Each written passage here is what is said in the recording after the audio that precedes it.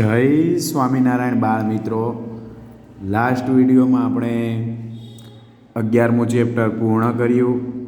તો ખાસ સૂચન બાળ મિત્રો, જે કોઈ બાળકોને 11મા ચેપ્ટરમાં કંઈ પણ પ્રશ્ન હોય ચોક્કસ મારો સંપર્ક કરજો. પક્ષ, કૃત્ય, રચનાના મુદ્દા આપણે ગ્રુપમાં મૂકેલા છે. જો એમાં પણ કોઈ પ્રશ્ન હોય તો મારો સંપર્ક કરવો. હવે આપણે 6થું ચેપ્ટર ત્રિકોણ વિશે ચર્ચા કરવાના છે. તો પ્રકરણ 6 ત્રિકોણ જોઈએ બાળ મિત્રો. આપણે થિયરી ખાસ અહીંયા ધ્યાન આપવું. આ ચેપ્ટરમાંથી 4 માર્કનો પ્રમેય પૂછાય છે, 2 માર્કનો દાખલો પણ પૂછાય છે. તો ખાસ અને ખાસ બધા બાળકો વ્યવસ્થિત આ ચેપ્ટરમાં ધ્યાન આપજો. આગળ જે ચેપ્ટર પૂર્ણ કર્યું એમાં 4 માર્કની રચના પૂછાય છે. તો હવે આપણે જોઈએ 6.1ની થિયરીની ચર્ચા કરીએ બાળ મિત્રો. જે 2 આકૃતિઓના આકાર સમાન હોય, કદ સમાન હોય તે જરૂરી નથી. આ ખાસ ધ્યાન આપજો, કદ સમાન હોવા જોઈએ નહીં. ખાલી શું સમાન હોવા જોઈએ? આકાર સમાન હોય તેમને સમરૂપ આકૃતિઓ કહે છે. ફરીવાર બાળ મિત્રો, કોઈ પણ 2 આકૃતિ પસંદ કરવાની અને એના આકાર કેવો હોવો જોઈએ? સમાન. આકાર જો સમાન હોય તો એ કેવી આકૃતિ કહેવાય? સમરૂપ. આગળ જોઈએ, સમરૂપ આકૃતિ વિશે ચર્ચાઓ કરીએ. સમરૂપ આકૃતિઓ કોઈ પણ 2 રેખાખંડ હંમેશા સમરૂપ હોય છે. હંમેશા કેવો હોય છે? સમરૂપ. કોઈ પણ 2 રેખાખંડ લેશો એનો આકાર કેવો છે? સમાન છે. એટલે હંમેશા કેવા થશે? સમરૂપ. પરંતુ તેઓ એકરૂપ હોય તે આવશ્યક નથી. 2 રેખાખંડની લંબાઈ સરખી હોય તો જ તેઓ એકરૂપ થાય. ખાસ ધ્યાન આપજો, એનું શું સરખું હોવું જોઈએ? લંબાઈ સરખી હોય તો કેવા કહેવાય? એકરૂપ. નહીં તો એ ખાલી કેવા થશે? સમરૂપ. ઉપર આપણે જોઈ ગયા કે આકાર સમાન હોય તો એને શું કહેવાય? સમરૂપ. આકાર અને કદ બંને સમાન હોય તો એને એકરૂપ. તો આગળ ચર્ચા કરીએ બાળ મિત્રો. અહીંયા 2 રેખાખંડ આપ્યા છે, એ કેવા છે? સમરૂપ છે. અલગ અલગ છે, રેખાખંડ AB ને રેખાખંડ XY. ત્યાર પછી કોઈ પણ 2 વર્તુળ હંમેશા સમરૂપ છે, કારણ એનો આકાર કેવો છે? સમાન છે.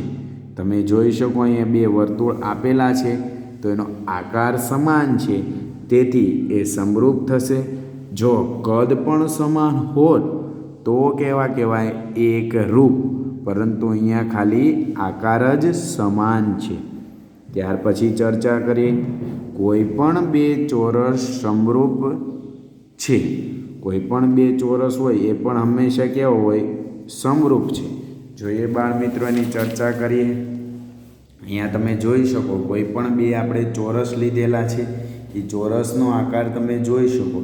ચોરસનો આકાર કેવો હોય છે? સરખો. બંનેમાં 90ના ખૂણા હોય અને ચારે બાજુના માપ કેવા હોય? સરખા. તો આકાર સરખા હોય એટલે શું કહેવાય? સમરૂપ. ત્યાર પછી જોઈએ, કોઈ પણ 2 સમબાજુ ત્રિકોણ હંમેશા સમરૂપ છે. જુઓ નીચેના આકૃતિમાં 2 સમદ્વિબાજુ ત્રિકોણ છે. સમબાજુ ત્રિકોણ, એના આકાર કેવા છે? સમાન હોય છે. તો આકાર સરખા હોય છે એને શું કહેવાશે? આપણે સમરૂપ. આ થઈ બાળ મિત્રો સમરૂપની ચર્ચા. આગળ ચર્ચા કરીએ, સમરૂપ બહુકોણ. બહુકોણ એટલે એક કરતાં વધારે ખૂણા. તો એની વાત કરીએ, બહુકોણ એટલે કે વધારે ખૂણા. તો બહુકોણ વિશે જોઈએ. જો પેલું, સમાન બાજુવાળા બહુકોણના અનુરૂપ ખૂણાઓ સમાન હોય. સમાન બાજુ હોય તો એના બહુકોણના અનુરૂપ ખૂણા હોય કેવા થાય? સમાન. બીજું, તેમની અનુરૂપ બાજુઓના ગુણોત્તર પણ કેવા થાય? સમાન. એટલે કે બાજુઓ સમપ્રમાણમાં હોય. સમપ્રમાણ એટલે કે કોઈ પણ બાજુનો ગુણોત્તર બાળ મિત્રો આવી રીતે આપ્યો હોય કે 4/8 અથવા 9/18, ત્યાર પછી 12/24. તો એ છેદ તમે બધાનો જ ઉડાડશો એટલે જવાબ કેવો આવશે? 1/2. અહીંયા આપણે લખીએ, જો 4/2 હોય કે 9/18 લખીએ કે પછી 12/24, આનો છેદ ઉડાડો એટલે બધાનો જવાબ કેવો થશે? સરખો. તો એનું પ્રમાણ કેવું આવે છે? સમપ્રમાણમાં. તો આ રીતે જો કોઈ બાજુઓના માપ આપ્યા હોય તો પણ એને કેવા લઈ શકાય? સમાન. આગળ જોઈએ બાળ મિત્રો, બહુકોણ માટે સંગત બાજુઓના ગુણોત્તરને સ્કેલ માપન કહેવામાં આવે છે. બાજુઓનો જે ગુણોત્તર હોય એને શું કહેવાય? સ્કેલ માપન. ત્યાર પછી બે બહુકોણની સમરૂપતા માટેની ઉપર દર્શાવતી બે શરતો 1 અને 2 પૈકી કોઈ એક જ શરત 3થી વધુ બાજુઓ ધરાવતા બહુકોણને સમરૂપ બનાવવા માટે પર્યાપ્ત નથી. શું કીધું? કોઈ એક જ શરત. ક્યારે? તો કે 3થી વધુ બાજુવાળો શું હોય? બહુકોણ.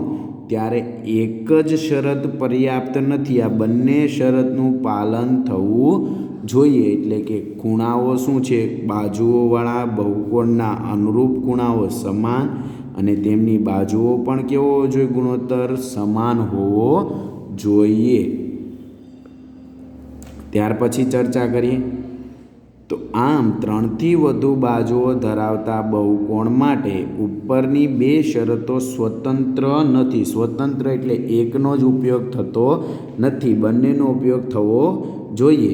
બીજા શબ્દોમાં, જો બે બહુકોણના અનુરૂપ ખૂણાઓ એકરૂપ હોય, એકરૂપ એટલે કે સમાન હોય, પરંતુ અનુરૂપ બાજુઓના ગુણોત્તર સમાન ન હોય તો તે બે બહુકોણ સમરૂપ ન થાય.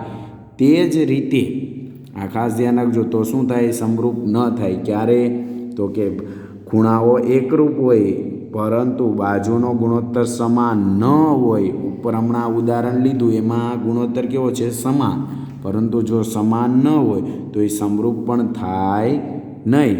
તેવી જ રીતે જો બે બહુકોણની અનુરૂપ બાજુઓના ગુણોત્તર સમાન હોય પરંતુ હવે બાજુનો ગુણોત્તર કેવો છે? સમાન, પરંતુ અનુરૂપ ખૂણાઓ સમાન ન હોય તો પણ એ સમરૂપ ન થાય. તો પણ બહુકોણ શું છે? તો તે બહુકોણ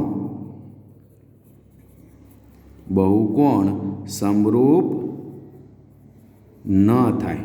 આ ખાસ યાદ રાખજો. કોઈ પણ એક શરત ન ચાલે, બંને શરતનું પાલન થવું જોઈએ. ક્યારે? તો કે 3થી વધુ બાજુઓ ધરાવતો બહુકોણ હોય ત્યારે બંને શરતનું પાલન થવું જોઈએ. તો આ થઈ બાળ મિત્રો 6.1 માટેની થિયરી. જો આમાં કોઈ બાળ મિત્રોને સમજ ન પડી હોય તો ચોક્કસ મારો સંપર્ક કરજો. અસ્તુ. જય સ્વામિનારાયણ.